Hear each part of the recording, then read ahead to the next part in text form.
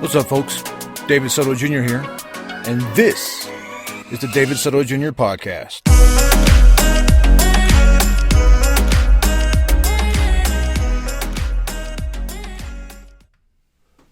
What's up, folks? Welcome to episode 63 of the David Soto Jr. Podcast. I am your host, David Soto Jr. Technical difficulties have been resolved. This little adapter for my iPhone, which I've had for a few years, seems to have just worn out or stopped working. I replaced it, and everything's been working great since. Real quick, kind of interesting fact was my last episode, which talks about the vaccine, coronavirus vaccine or COVID vaccine, was taken down by YouTube for violating stuff and potentially spreading false information. I appealed that and asked them to actually have a human look, because yes, all your keywords are mentioned in that video, but I am not supporting them. I was doing the opposite of spreading misinformation.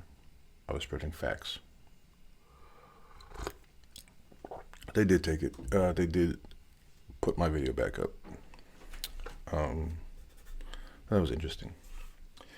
Today's topic is motherhood. And what do I know about motherhood? Very little, but I'm learning more and more every day. My point is that, are we wrong about what motherhood is or what to expect? I'll start off talking about when our son was born. I was not working. I was still at the end of my semi-retirement life. I was looking for a job, but it was just at that point I didn't want to go anywhere because I wanted to be around one of those first few weeks or months of my son's life. So we bring this baby home, and it is hard. It is hard. Who was nursing, and then it's just sleep and trying to take care of ourselves and trying to feed ourselves. The baby didn't care about any of our routine. It ate, slept, and went potty whenever he wanted. I said it. It was hard, and so even with me being home to help, who and I was thinking and would say to each other, how did single parents do this? Or we would say we have much more respect for the single mom, because even with two of us, it was hard. Fast forward to 2 years later, when we have our daughter, and we go through this process again, but now we have a 2-year-old to take care of as well. And again, we come up with the question, how did single moms do this? How do single moms? And it caused me to look and reflect on the single parents, the single mothers that I know. And my answer was that they all had help. Now, I know there's probably single moms out there that don't have help, but I'm just referring to the ones that I know personally. For example, my own mother, my sister, my cousins, and even a friend or two.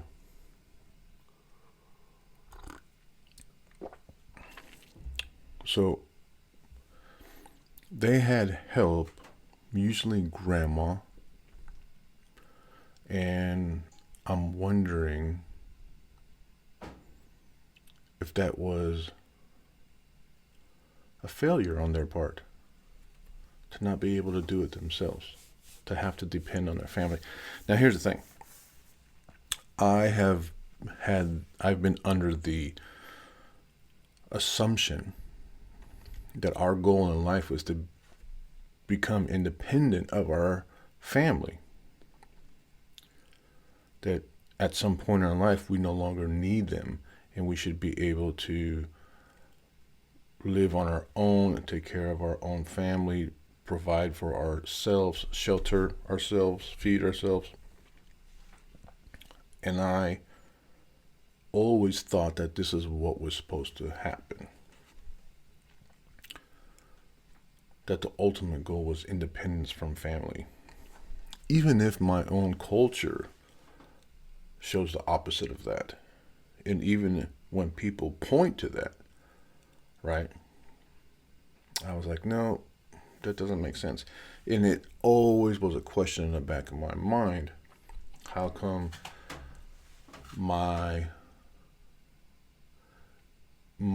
tío has his kids so close to him, and they're there every Sunday at least, or they're dropping off kids, or they're stopping by, like they're there all the time. Now my dad is different. He couldn't wait to get rid of us. He couldn't wait to get rid of me, I think. The other ones he kind of liked more. I'm just kidding. But I did have to leave at 18. Oh, okay. Well, maybe that's part of why I think this way.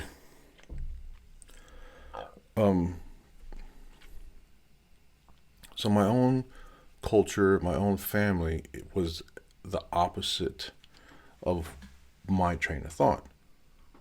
We should be independent, and I even thought that, independent, and even thought that, and I talked to people about it, and they contradicted me by talking about,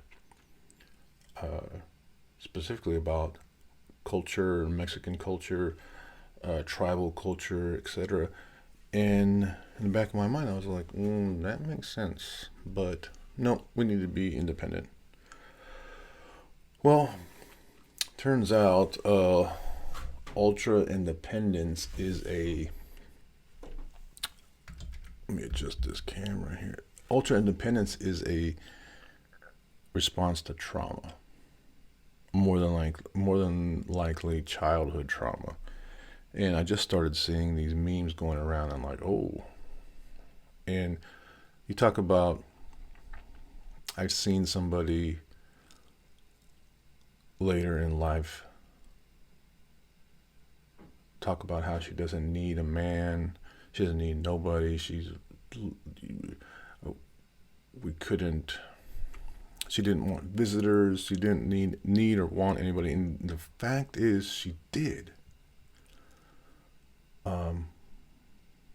She needed help. And almost to the point that she refused it. And inevitably that may have been what killed her.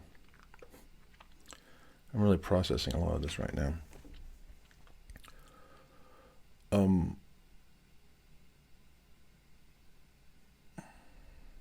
That's the best thing about these podcasts is I learn so much by just standing here and talking about it. So I have to say that this super ultra independence is a result of trauma. It could be childhood trauma. It could be a relationship trauma.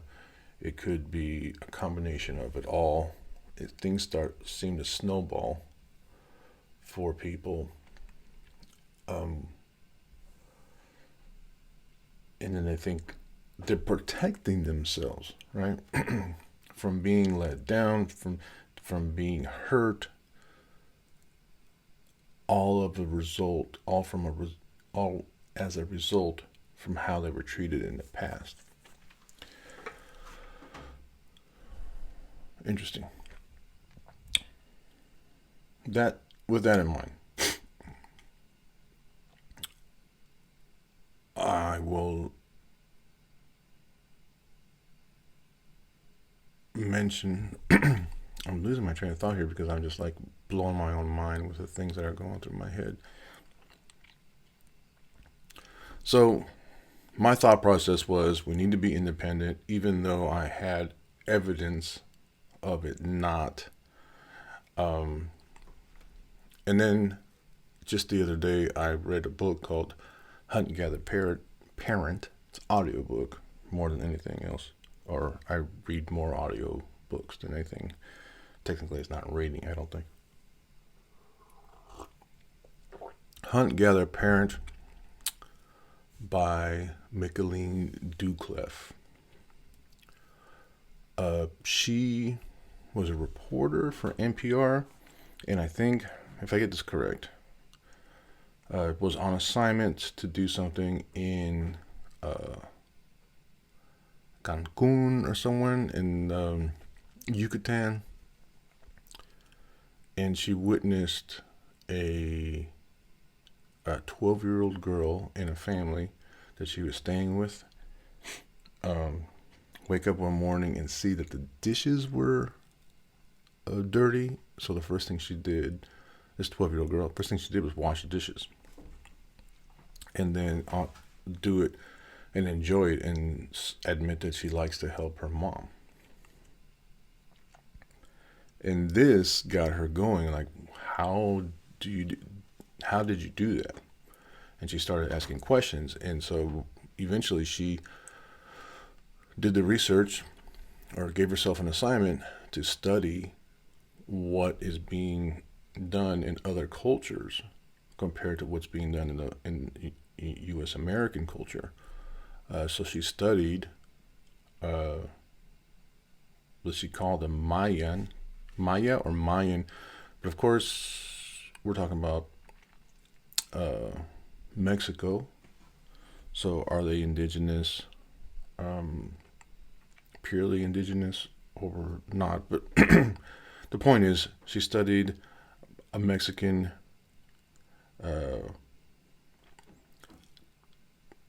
Mayan cultured Mexican family. She studied an Inuit and an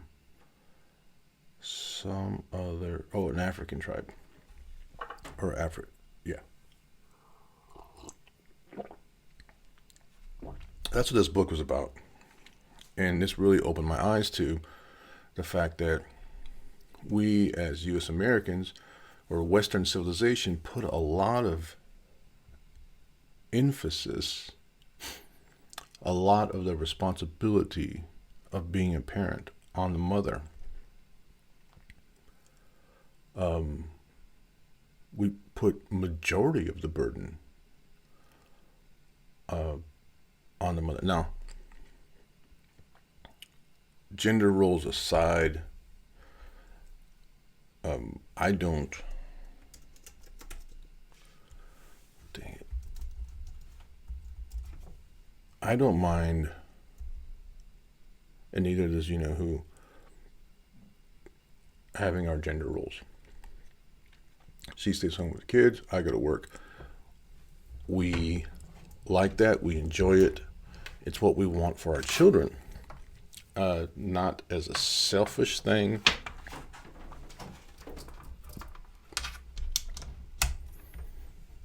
Not for anything. As we both have been from the beginning, although many things we think and say don't align, this is one thing that did.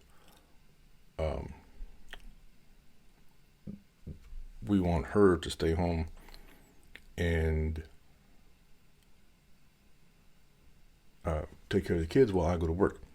Now, we didn't do this because of gender roles. We did this because we took on these gender roles because it's what we wanted, not because what it's expected of us. But there is an expectation, right? That the father, and maybe it's changing, but it's been the accepted stereotype for several decades, maybe leaning towards more so after the First World War, maybe the Second. But we are expected to, one parent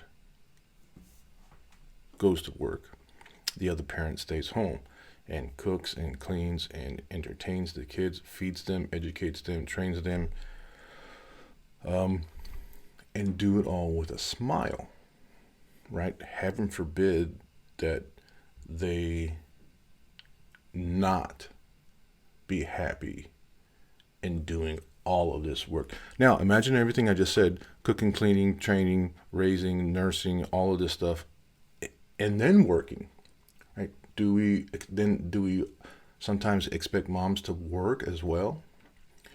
Or do we look at stay-at-home moms as they're privileged? Oh, wow, look at them. You must be nice. You get to be a stay-at-home mom.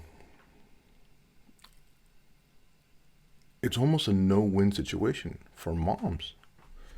Not only are they given all of this burden, they have to do it well, and if they don't do it well, they'll be judged.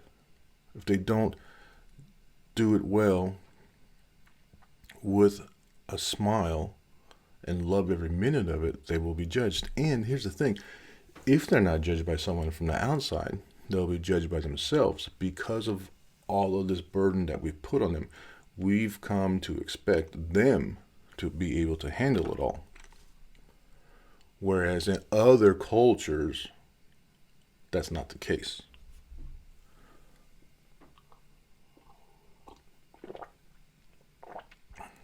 The saying "it takes a village to raise a child" isn't a fairy tale, isn't just made up. It's history. This is how children were raised for millions of years. They had help. The entire burden wasn't put on one parent. There was help. There were grandmas, there were aunties, there were neighbors.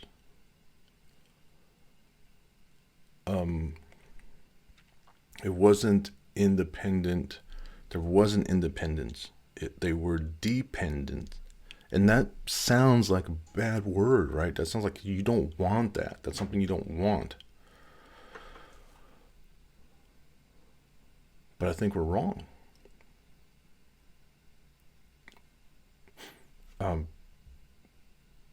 It's hard. It's hard to do all this. It's hard to be a person.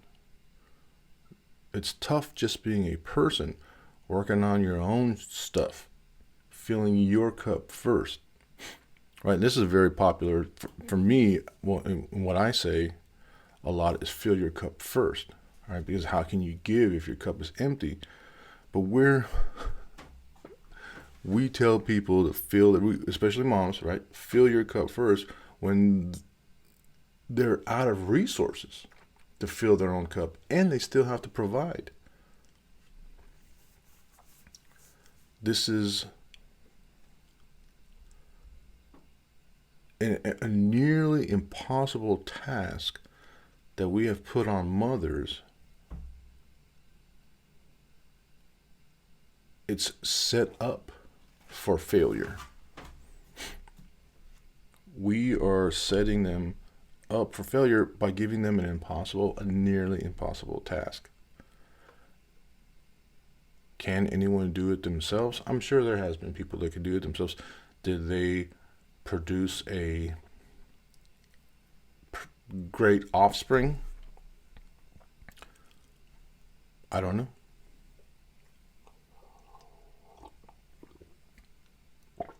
If you know somebody who didn't have help and raised a contributing member to society and a good father or a good mother, let me know. Another thing, I'm going to take a flashback 2 years ago when things nobody wants to admit that they're wrong. Nobody wants to admit that they were wrong, that something they believed in and thought of in was wrong for several years. This is a big problem with the United States right now, is people have been, let's say, misogynist or racist for so long that if they say, if they admit that they've been mistreating people, that means they are admitting to doing it for many, many years. And there are a lot of people who don't want to ever, will not ever admit that they were wrong or say they're wrong. I was one of those people. I've been stubborn in my life, mainly as a young man and a child, but I am to the point in my life where I have no problem saying that I was wrong. And now that I look back on all of my clues and hints and everything that I've read and seen and observed, I can see that I was wrong. One of those things that's always been something that struck me and I've always remembered about it, and this is one reason why I wanted whoever I was, and I always hoped that it would be, who I always wanted my spouse to stay home with our children. And it was a book called The Celestine Prophecy. Kind of a weird New Age book. They even made it a movie. Let me give somebody credit here.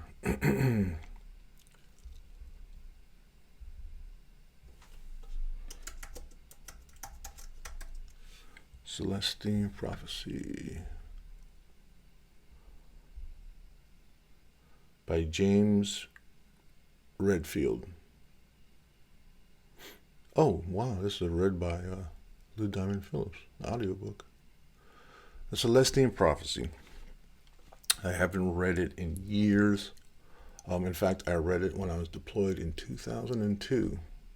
But 20 years. 20 years later, what I've read is still on my mind and still proving me wrong, and something I essentially was ignoring. The Celestine Prophecy, in this book, New Age book, they say that they believe that people have an aura about them. They don't use the word aura, I forget, but an energy, right, that surrounds them. And sometimes people will take that energy from you. And that's when you have a bad vibe about somebody and you don't like being around them. It's because they're taking your energy, or somebody gives you good energy. You feel that you like being around them. Or you can give people your energy. It's kind of silly and kooky, I know.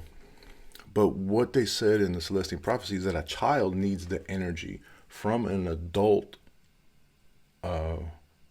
constantly, 24/7, needs the full attention or energy from the adult to raise and develop that child.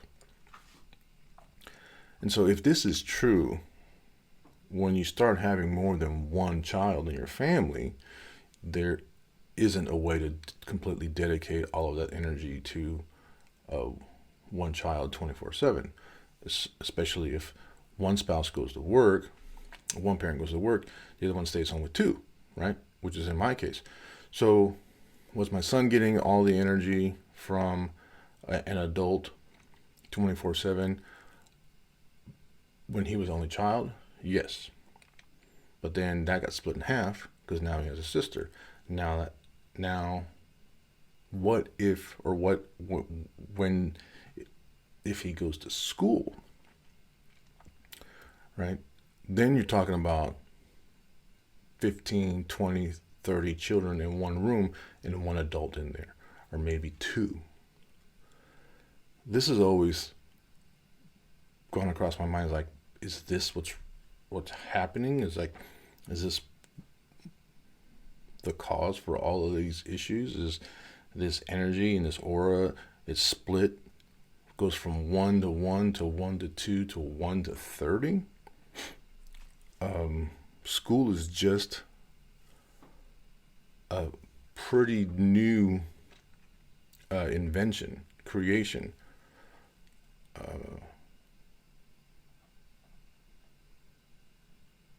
Couple hundred years. And we look at the existence of humans, that is nothing.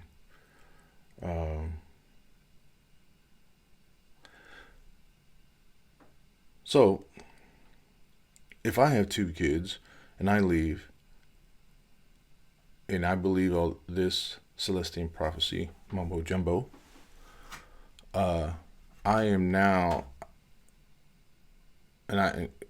leaving my 2 kids with their mother, and she has to give the energy, split the energy up evenly.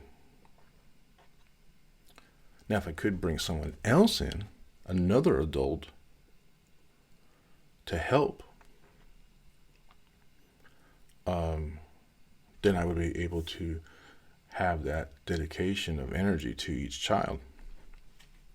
And this is what, if this is true, right, the Celestine prophecy energy thing, then people who were raised or lived in villages or small type communities or tribes, there would always be an adult to give the energy to that children.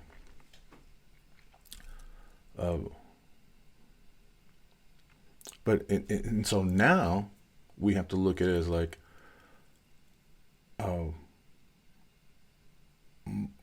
my spouse needs help. Now that I see this, now we have to hire somebody or bring somebody in, because my goal to be independent has taken me away, also geography, where I like to live, and socially, but it's taken me away from living close to my family. And it's a rare occasion that family comes by to spend time with my kids.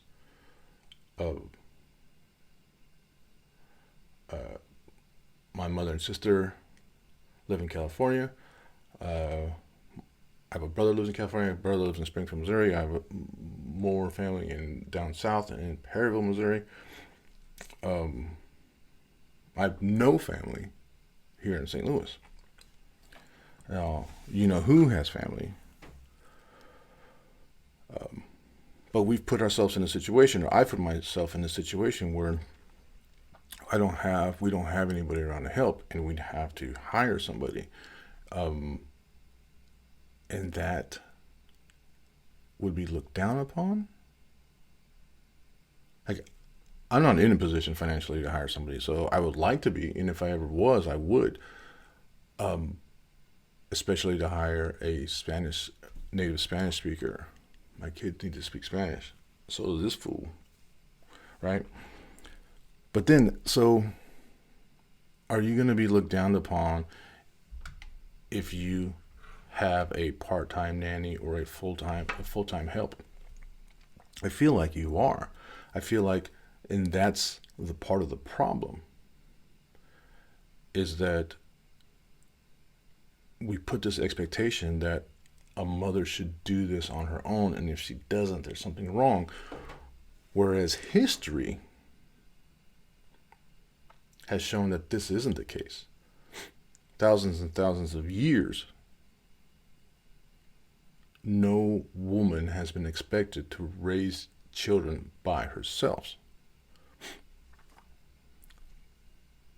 But now, if you ask for help, and this is to the point where the mothers themselves feel shame if they ask for help or feel like they can't do it themselves.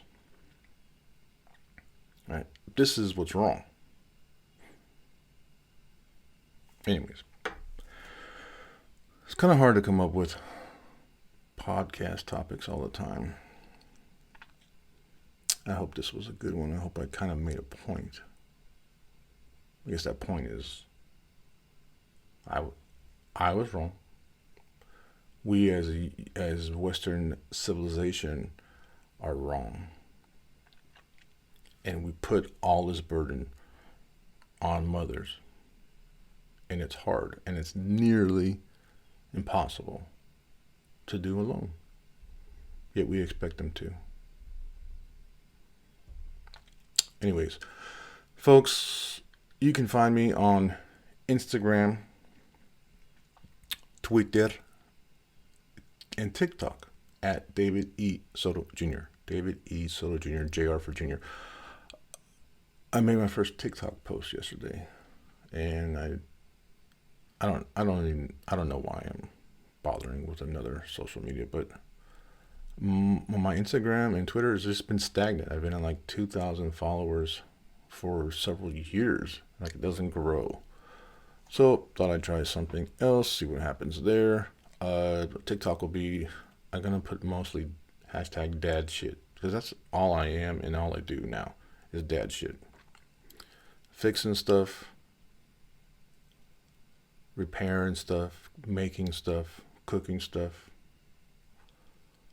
all in a dad bod makes a dad shit. That's all dad shit I do. That's it. That's all I got. I gotta get this posted, drink some coffee, take care of these kids. My favorite thing is when my son wakes up on the weekends and he lays next to me on the couch and drinks his bottle of milk. Milky time. All right, folks, that's it. I appreciate you tuning in. Thank you.